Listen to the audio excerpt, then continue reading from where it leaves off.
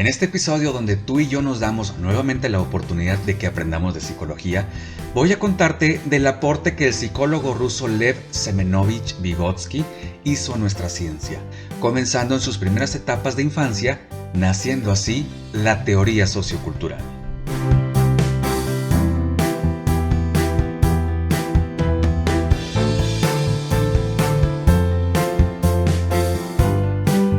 La teoría sociocultural de Vygotsky tiene sus bases fundamentadas en los principios establecidos por Piaget, donde éste destacaba la participación activa de los niños con todo lo que había a su alrededor, es decir, que los niños son como esponjitas y todo lo que ven lo imitan, lo aprenden. Por ejemplo, caminar, hablar y ya más grandecitos aprenden las palabrotas que dicen sus papás, pero por otro lado, Vygotsky decía que sí, efectivamente así sucedía, pero también los niños desarrollaban su capacidad cognitiva como resultado de la colaboración de su entorno en ellos y de la interacción social, ya que de ella surgían los modos en que piensan y estructuran sus ideas, apropiándose de las formas y modos contextuales.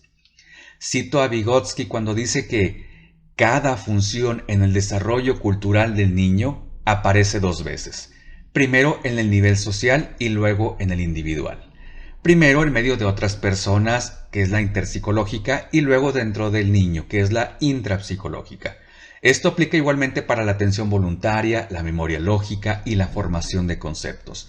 Todas las funciones superiores se originan como relaciones entre individuos. Un ejemplo de lo que serían las diferencias culturales en cuanto al desarrollo de habilidades cognitivas, mientras que una cultura puede enfatizar estrategias de memoria tales como tomar notas, otras culturas pueden, por ejemplo, emplear herramientas como los recordatorios o la memorización.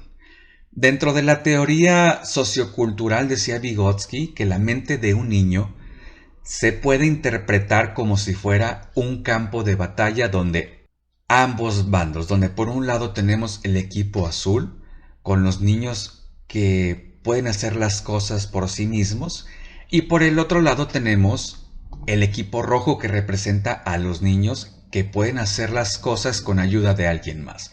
Pero tanto azules como rojos, si los ponemos en una cancha de voleibol, la red que está en medio, la que divide el campo de batalla en las dos, la llaman SDP o zona de desarrollo próximo, que dicho en otras palabras, es la diferencia entre lo que un niño puede hacer por sí solo y lo que puede hacer con ayuda.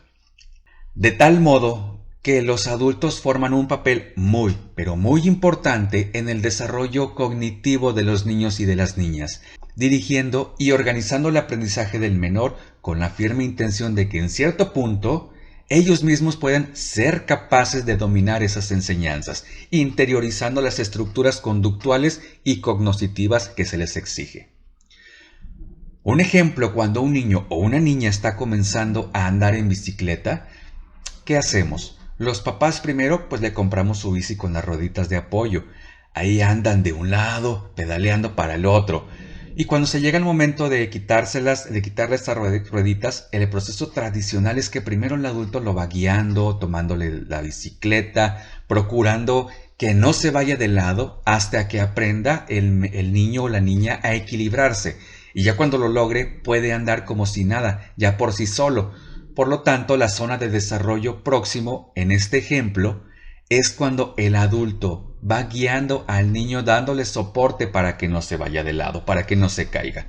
En la medida en que exista una colaboración, una supervisión y una responsabilidad del aprendizaje que sean cubiertas, el progreso del niño o de la niña será adecuado en forma hasta que logre la consolidación de los nuevos conocimientos y aprendizajes.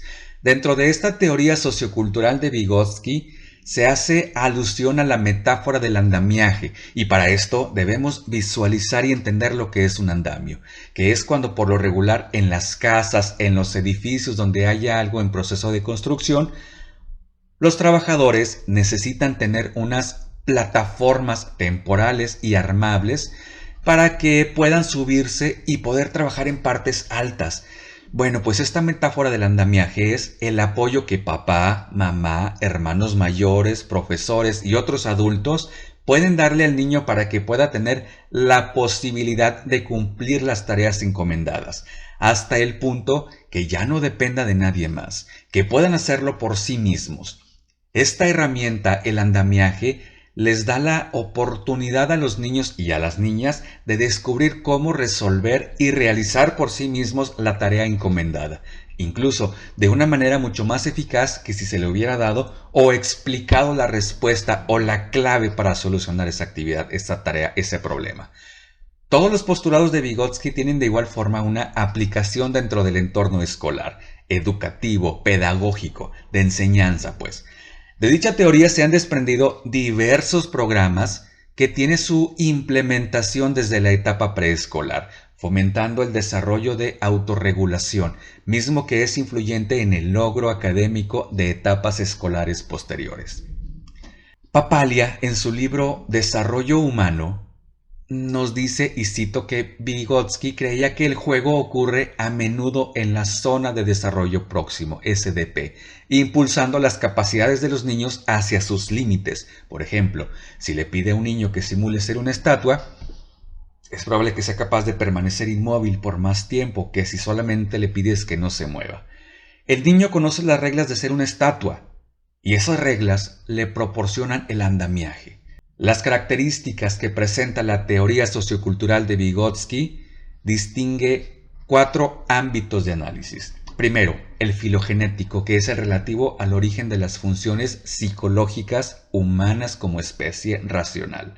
2. El histórico sociocultural relativo al contexto donde y cómo la persona interactúan con el ambiente. 3. Ontogénico, es decir, lo relacionado a la evolución biológica y sociocultural. Y por último tenemos el microgenético, donde están las características psicológicas particulares del individuo, por lo regular heredadas.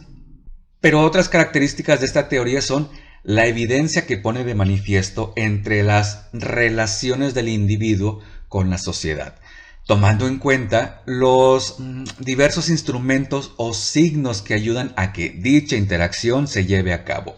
Es decir, el lenguaje, tanto escrito como verbal, generado por los patrones de pensamiento que responden a una construcción social adquirida y no preestablecido dentro de la mente desde antes de que lleguen los niños a este mundo.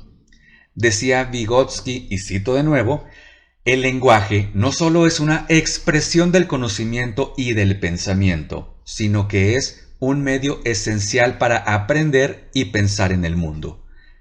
Distinguía 3 formas de lenguaje. 1, el habla social, que encontramos en la comunicación externa, utilizado para hablar con otras personas por lo regular, alrededor de los 2 años. A partir del 3er año de vida aparece el habla privada, que es cuando el niño o la niña comienza a tener esos diálogos internos dirigiéndose a sí mismo, y por último el habla privada internalizada, que sucede en silencio, sin audibilidad, porque se lleva a cabo dentro de su cabecita, en sus pensamientos. Dentro de la teoría de Vygotsky tenemos el enfoque del procesamiento de la información, que pretende dar una explicación al desarrollo cognitivo mediante la posibilidad de analizar los procesos con los que se da un sentido, un significado a la información que se recibe y con la que se realizan las tareas y actividades, como los procesos de atención, la memoria, las estrategias de planificación, la toma de decisiones y la fijación de metas.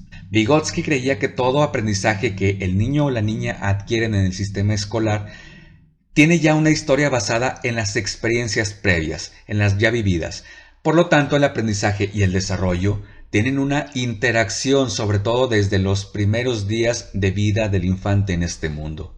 Hace alusión 2 niveles. El primero es el nivel evolutivo real, que comprende el nivel de desarrollo de las funciones mentales de un niño. Supone aquellas actividades que los niños pueden realizar por sí solos y que son indicativas de sus capacidades mentales. Por otro lado, si se les ofrece ayuda o se les muestra cómo resolver un problema y lo soluciona, Es decir, si el niño no logra una solución independiente del problema, sino que llega a ella con la ayuda de otros, constituye su nivel de desarrollo potencial.